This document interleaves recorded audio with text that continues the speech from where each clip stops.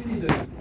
Là, je peux faire non. Si on le faisait de l'autre façon, je m'en vais en modification, je clique exécuter, ça me dit la même chose. Vous voyez, un avertissement, vous allez mettre à jour 65 lignes. Qu'est-ce qui va arriver, c'est que dans le fond, je vais réduire le coût de tous mes films de 2 piastres. Donc là, si je dis oui, oui, là, je pourrais retourner en affichage des films et me rendre compte que tous les films ont été baissés de 2 $. Évidemment, si j'exécute la requête 2, 3, 4 fois, je vais baisser tout le temps mes films de 2 piastres à chaque fois. Donc, je ne veux pas nécessairement faire ça. Okay? Donc, ça, c'est une manière de faire une mise à jour. Si, oui. Tu as vu ça?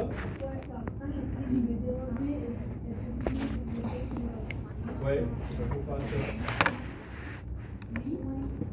Oui, j'ai dit oui.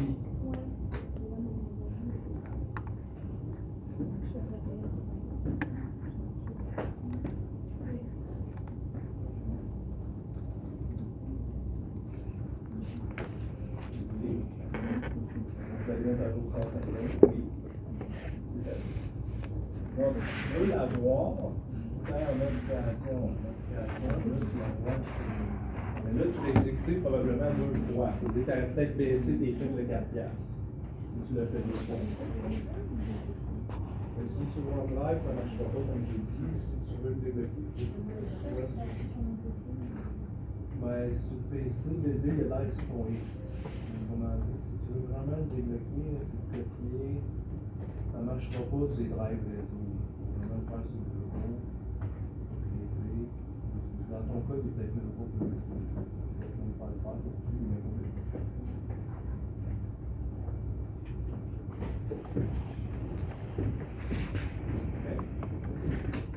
Donc là, on a mis à jour. Si je donne un autre exemple, là, faites-le pas parce qu'il n'est pas dans le livre, je vais juste vous montrer.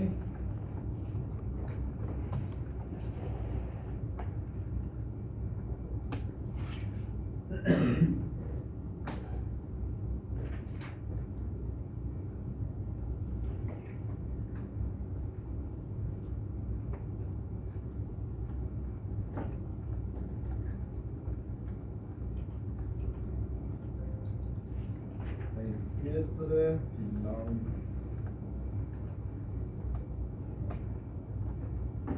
Donc, vous voyez, je mets titre, langue.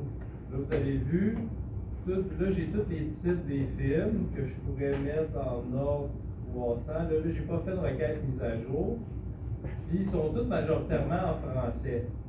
Fait que je vous donne un exemple de mise à jour. Je ne sais pas, je me rends compte, là, finalement, mes films ne sont pas en français, sont tous les films qui commencent par H, je veux dire qu'ils sont en anglais. Mais si je voulais vraiment faire ça, je pourrais faire mise à jour. Là, vous voyez, dans les critères, je pourrais faire H étoile. Dans le fond, là, vous voyez, il met comme H étoile. Et la langue, je pourrais changer par H. Puis là, si j'exécutais, dans la mise à jour, je l'avais mis à mauvaise place, ça, je le fais par H. Là, vous voyez, c'est que j'aurais probablement, là, j'ai juste fait un test, c'est-à-dire que j'ai fait l'affichage. Présentement, j'ai 4 films qui correspondent à cette condition-là. Si j'exécutais, ça transformerait les films français en anglais pour les films qui commencent par H. Donc, vous voyez, c'est un autre exemple que je voulais vous donner, mais on peut mettre à jour. Ça, ces requêtes-là, c'est pratique. Vous allez dire, pour 4 films, c'est pas super nécessaire, mais imaginez que vous aviez 500 000 lignes, que vous voulez faire des corrections sur beaucoup de données. Bien ça permet de faire des corrections extrêmement rapidement avec la carte des lois. Donc, il faut faire attention, par contre, parce que c'est pas réversible comme tout ce qu'on va voir aujourd'hui. Est-ce qu'il y a des questions là-dessus? Ça va? Ça, on peut le fermer. Donc, le prochain qu'on va voir, c'est dans le bas de la page 9.4, c'est la requête ajout. Donc, c'est une autre requête spéciale qui permet d'ajouter des données à une autre table. Okay? Donc, ici, là, on vous explique comment faire ça à 9.4, 9.5. L'exercice en tant que tel, il est dans la page 9.6. Donc, on va se créer une nouvelle requête. On va ajouter, comme c'est mentionné dans le haut de la page 9.6, on a les tables employés coordonnées et employés contrat qui sont liés entre elles. Toujours important de vérifier ça. Donc, dans le cas-ci, on n'a pas ce problème-là. Puis là, dans la première capture d'écran dans le haut, on va aller rajouter les champs qui sont là. Donc, on veut le nom de employé coordonné. On veut le prénom de l'employé coordonné. On veut l'adresse d'employé coordonné. On veut la ville d'employé coordonné. Et ensuite, la province d'employé coordonné, le code postal d'employé coordonné, ensuite le téléphone d'employé coordonné, la date de naissance de employé contrat et un champ calculé qui est la date d'adhésion avec la date d'aujourd'hui. Donc, le champ calculé, je vais être obligé de le faire par moi-même. Copiez pas à l'écran, vous l'avez dans la capture d'écran qui est dans le cahier dans le haut de la page 9.6. Donc, ici, vous voyez, j'écris date d'adhésion.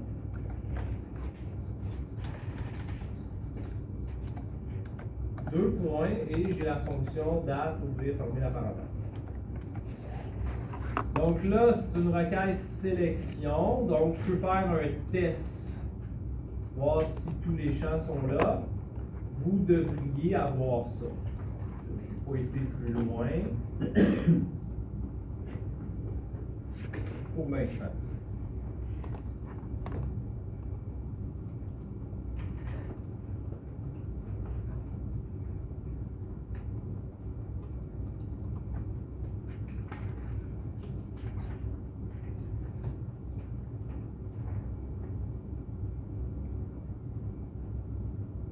Est-ce que ça va?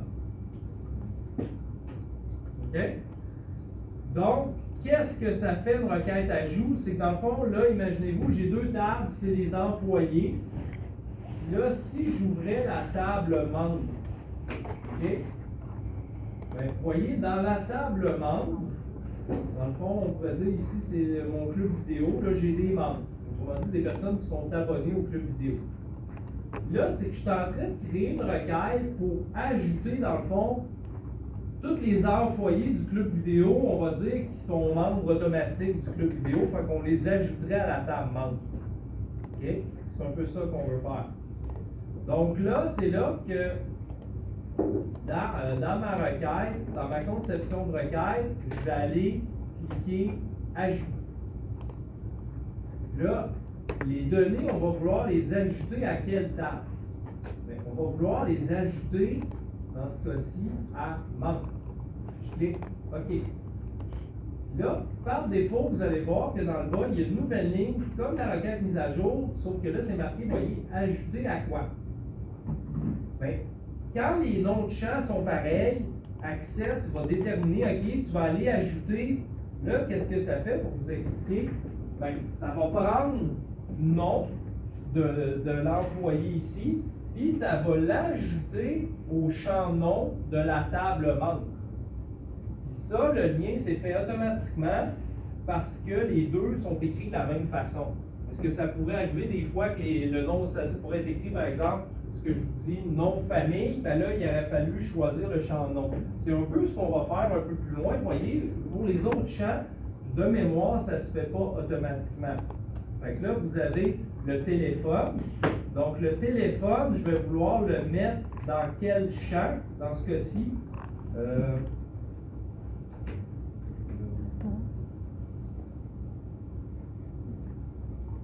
C'est le numéro de membre, c'est ça? On regarde dans le livre, ouais, le numéro de membre. Fait que, dans le fond, le téléphone, il n'y a pas de champ téléphone dans la table membre, mais le téléphone, c'est comme si c'était le numéro de membre. Fait que je prends le téléphone, puis je le mets dans le numéro de membre.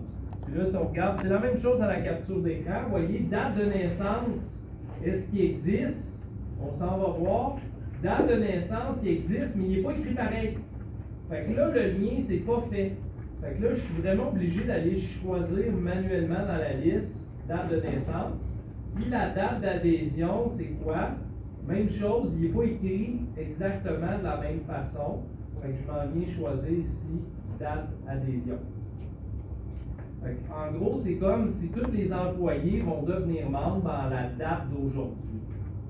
Vous avez remarqué que dans le fond, la fonction date, qu'est-ce qu'elle a retourné comme date? Elle a retourné aujourd'hui, on est le 29 février 2024, donc on va les ajouter. Fait que là, tous nos champs ajoutés, ils ont une correspondance. Évidemment, il ne faut pas oublier ça ici, sinon ça ne fonctionnera pas. Oui?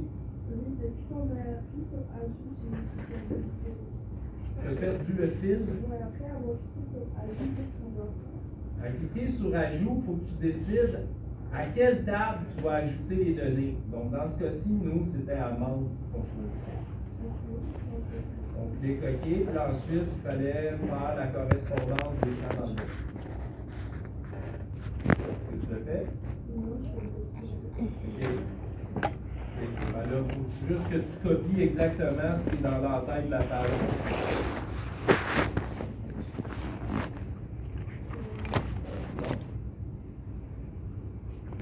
OK? Donc, là, ce qui est important, comme j'ai dit, c'était d'ajouter les champs. Là, une fois que c'est fait, on fait l'exécution. Là, vous voyez ce qu'il va nous dire, vous allez ajouter 36 lignes. Donc, qu'est-ce qui arrive, c'est qu'on prend les données des deux tables ici, là, employé coordonné, employé contrat, puis on va aller ajouter ça à la table membre. Donc là, on cliquerait oui, et ça a été ajouté. Donc, si on s'en va dans membre, maintenant, vous voyez, on avait déjà des membres, mais là, on a tous les membres employés qui se sont rajoutés. Donc, j'ai normalement 53 données. OK?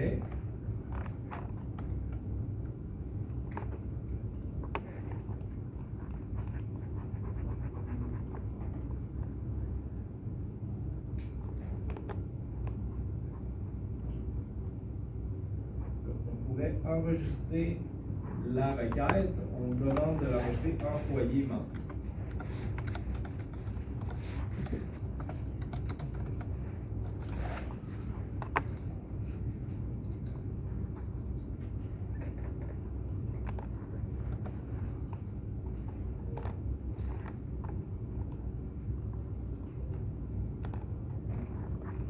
Vous n'avez pas ajouté encore. Ouais, là, il est ajouté. Normalement, une fois que c'est ajouté, vous allez voir que ça passe de 53 à 89 données dans la table membre. Moi, ça n'avait pas fonctionné parce que je pense que ma table membre était ouverte. Assurez-vous qu'elle est fermée avant d'exécuter votre requête ajout. Puis, quand vous allez aller dans membre, bien là, vous allez vous rendre compte qu'il y a certains champs qui n'ont pas été remplis. Ouais, c'est assez facile. On pourrait faire un tri, vous voyez, sur la catégorie d'âge, ou un tri, je crois, sur le champ civilité, ou le champ titre, là, madame, monsieur. Là, il faudra aller corriger, mais dans le fond, ici, plus facile encore, vous voyez, si je fais un tri sur la catégorie d'âge, c'est que là, tout ça ici, c'est les, c'est dans le fond les employés que j'ai ajoutés. Mais ce champ-là, il n'y avait pas d'équivalent. Fait que ce qui est expliqué dans le livre, c'est qu'il faudrait le faire manuellement. Donc, les membres nés en 99 ou après vont être dans la catégorie 0-15. Donc, là, vous avez les membres nés en 60-89, comme par exemple lui, c'est entre 60 89, là, 76, fait qu'il serait dans la catégorie 25-54. Donc, normalement, il faudrait passer à travers pour le faire au complet, là, ce qui est dit dans le livre, puis vérifier effectivement, comme là, vous voyez, ici, il s'appelle Marcel Abram, mais cet employé-là s'appelle Nathalie Abram, donc c'est pas un monsieur. Ici, il faudrait aller écrire madame et corriger. Okay? Pourquoi? Parce que la valeur par défaut pour le titre, c'est toujours monsieur dans la table. Si on s'en va dans la table, rappelez-vous, si je m'en vais en mode création, puis je m'en vais sur le titre, vous voyez, la valeur par défaut, c'est monsieur. Donc, c'est pour ça ici que je devrais corriger, dans le fond, le titre pour chaque personne, puis la catégorie d'âge également. Je ne le ferai pas parce qu'ici, ça va être long pour rien, là, mais on pourrait le faire.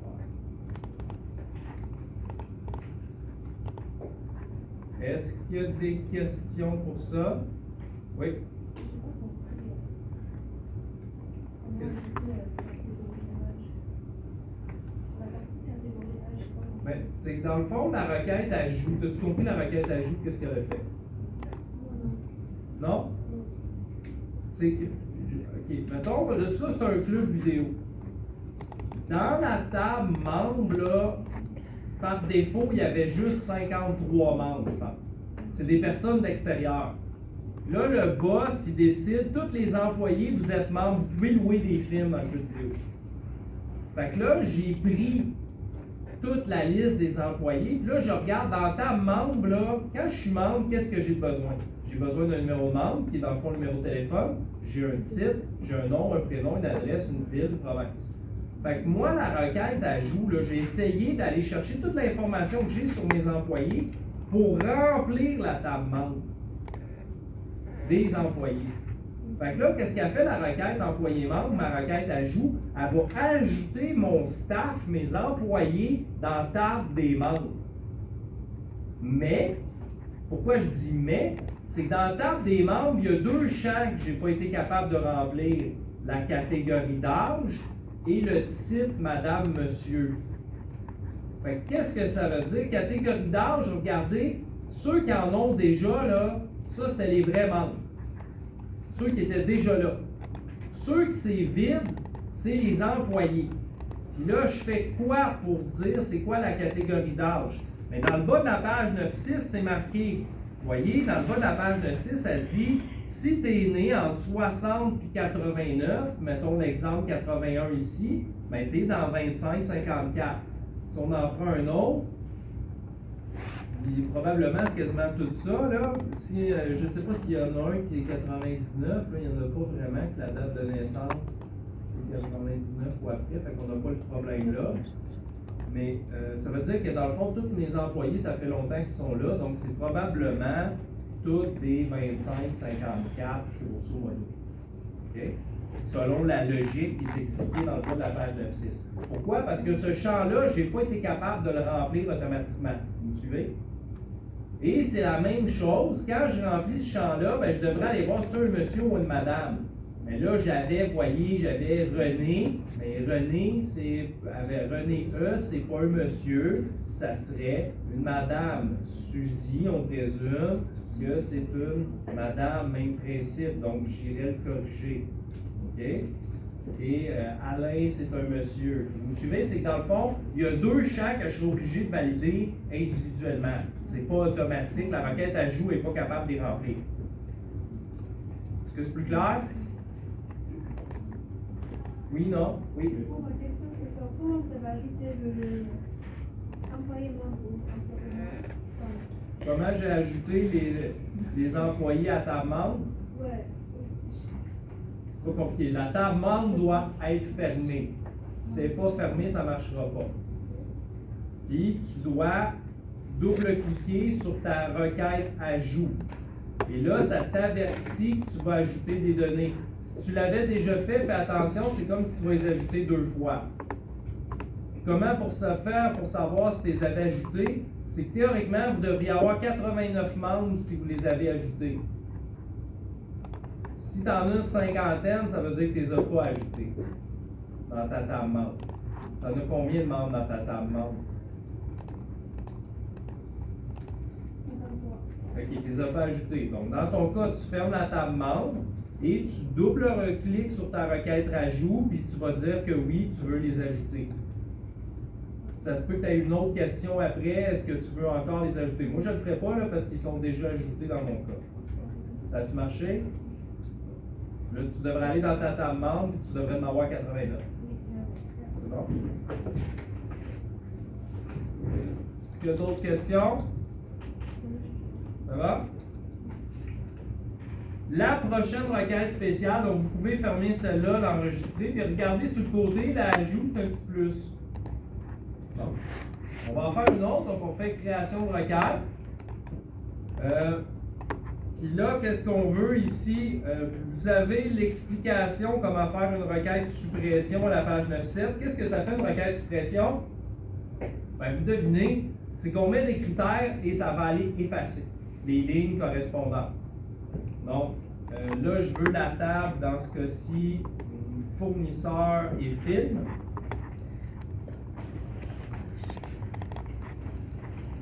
Et là, qu'est-ce que ça me dit? Ça me dit de lier, dans le fond, fournisseur et film ensemble.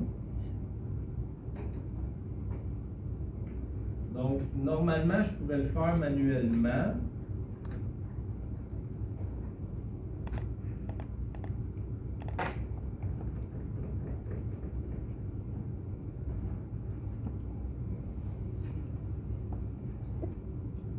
Je vais essayer de le faire comme ça. Je crois que ça devrait quand même marcher. On me demande de le faire en clé primaire. Je vais le faire. Donc, avant de faire ça, autrement dit, on enlève les tables. Pourquoi qu'on me dit ça? Si on s'en va à la page 9.8, on me dit de modifier la relation entre fournisseur et film. Peut-être que si vous avez pris un des fichiers des derniers cours, ça se peut que ça soit déjà fait. Sinon, ça se peut que ça ne soit pas fait. C'est-à-dire, je m'en vais dans outils base de données, relations, puis je vais faire afficher film et fournisseur. OK? Là, si je vous demande le champ qui va permettre de lier ces deux tables-là, c'est évidemment distributeur. Dans quelle table distributeur devrait être une clé primaire? Je pose la question. Tu dis quoi? Fournisseur, est-ce que tu allais dire la même chose? Ouais, c'est ça. Pourquoi? C'est l'élément unique. Imaginez ici, vous pouvez avoir plusieurs films qui vont avoir le même distributeur, mais ici, un distributeur qui est un fournisseur, dans le fond, grosso modo, devrait être là une seule fois. Donc, ici, on va aller mettre distributeur en clé primaire. Donc, ici, on va aller en création table. Comment on fait pour aller dans le menu? Ici, vous voyez, je m'en vais un clic droit, création table, et distributeur, je vais aller lui appliquer ce qu'on appelle clé primaire. Je fais un mode affichage, j'enregistre. Qu'est-ce que ça fait, grosso modo? C'est que maintenant, j'ai la petite clé qui apparaît à côté du distributeur. Ça, c'est super important, la clé. Pourquoi? Parce que je ne pourrais pas faire d'intégrité référentielle si je n'ai pas spécifié c'était quoi la clé primaire. Là, maintenant, je peux faire je ferme ma table fournisseur, évidemment, là, si vous l'aviez ouvert. Je prends le distributeur, je le glisse sur l'autre distributeur, puis là, vous voyez, je vais appliquer les trois options. Intégrité référentielle, mettre à jour en cascade, effacer en cascade, puis je fais créer. Là, vous allez avoir le 1 à l'infini.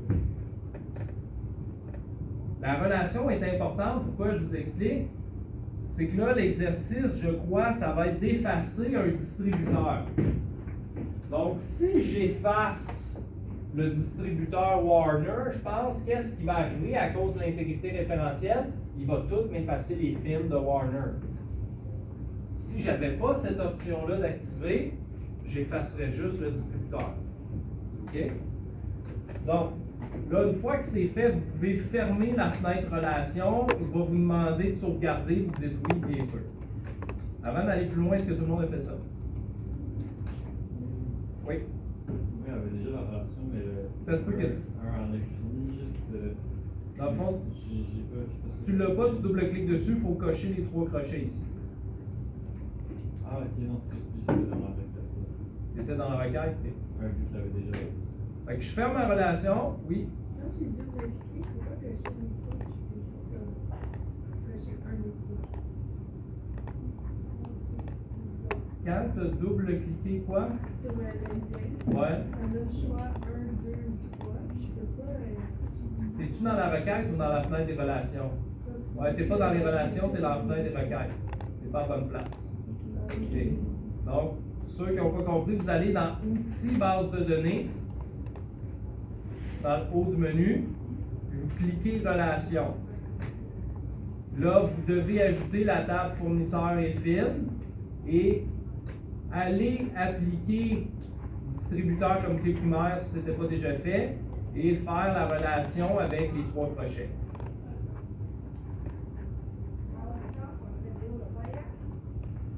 Est-ce que tout le monde a fait ça? Je ne vais pas aller plus loin si vous ne l'avez pas fait. Je vais être sûr que tout le monde l'a fait. N'hésitez pas à lever la main si vous n'avez pas tellement fini. Tout le monde a fini ça? Ça va? Vous fermez la fenêtre relation, vous enregistrez. Dans la requête, regardez, là, vous pouvez les enlever les deux tables et commencer comme si c'était flambant neuf. Là. Regardez, quand je vais ajouter film et fournisseur, théoriquement, vous allez avoir le beau 1 à infini qui va se rajouter automatiquement parce qu'on le fait dans la fenêtre relation. OK? Fait que là, qu'est-ce qu'on aimerait? Voyez, ben, je vais glisser distributeur dans le bas. Je vais aller dans conception de requête, choisir requête suppression, qui est dans le menu en haut, qui est ma requête spéciale. Fait que là, vous le voyez, il y a un champ qui s'est mis dans le bas, supprimer, puis c'est marqué où. Puis c'est là ensuite que je peux dire les critères. Fait que là, si vous regardez dans la capture d'écran qui est à la page 9.8, on veut aller effacer les films de Warner Home Video. Donc, j'écris Warner Home Video.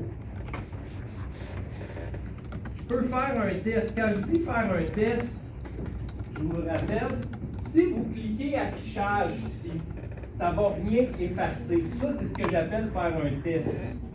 Si vous cliquez exécuter, ça va exécuter la requête suppression et ça va effacer des choses. Donc, moi, je commence toujours par faire un test, voir si ça fonctionne. Fait qu'on fait le test. Effectivement, il trouve des films que des distributeurs ou des films ici que Warner Home Video. Pourquoi il apparaît plusieurs fois? C'est qu'il y a plusieurs films. Okay?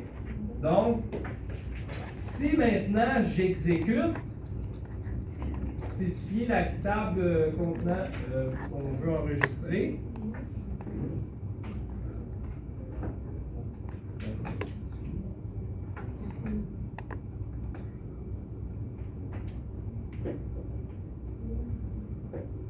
Ah, moi je pourrais.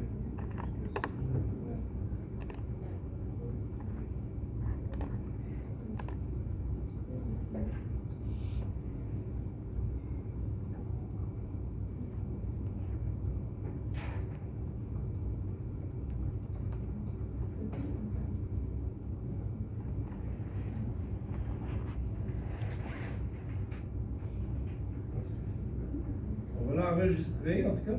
Ici, on va l'appeler suppression distributeur Warner. Monsieur?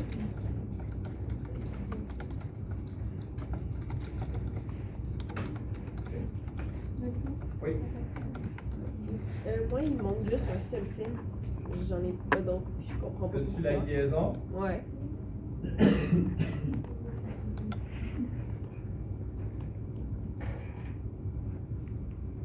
Donc, quand tu l'exécutes juste en test, Oui, il y en a est-ce que juste tu l'as déjà effacé? Non.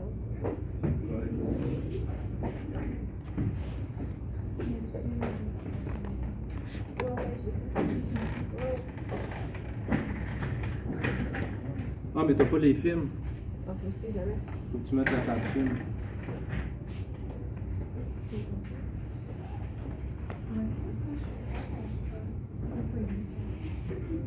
Parce qu'il n'y a pas de document. Je ne peux pas passer sur le document. La document, tu as les documents entiers, tu vas avoir l'information.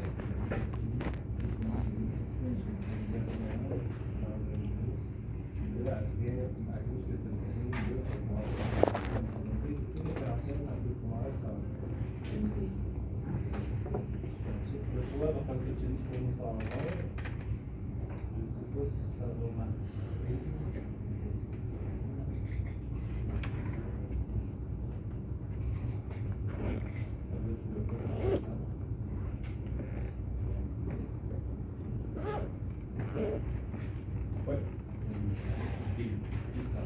Ouais, ça fait la même chose que moi, ça cause. Dans l'exemple n'est pas pareil dans les cahiers. Ils disent de faire ça, mais ils le font juste avec distributeur, donc je pense que c'est à cause qu'il faudrait que je sélectionne tous les films. Ça marche pas plus, c'est bizarre. Ok, ouais, je comprends. Il faudrait effacer, dans le fond. Je sais que dans le cahier, ils disent d'avoir film fournisseur en même temps, là, mais dans le fond, c'est que dans la requête suppression, il faudrait seulement avoir fournisseur. Vous avez distributeur, le critère c'est Warner Home Video. Puis là, si vous supprimez Warner, à cause qu'on a mis l'intégrité référentielle, il va effacer tous les films. Fait que là, si on fait un test, il y en a juste un distributeur Warner Home Video. Mais si je l'exécute, il va me dire, vous allez supprimer une ligne de la table spécifiée. Je dis oui. Et par défaut, si vous allez dans les films, vous en avez plus des films qui sont distribués par Warner, ils ont tous été effacés. OK? C'est comme ça que ça fonctionne. OK? Si on avait la table film, il nous empêche de faire effacer parce qu'il ne sait pas exactement qu'est-ce qu'on veut effacer dans ce cas-ci. Donc, c'est pour ça que ça ne fonctionnait pas. Donc, c'est pour ça qu'il faut seulement la table fournisseur dans ce cas-ci. Est-ce qu'il y a des questions là-dessus?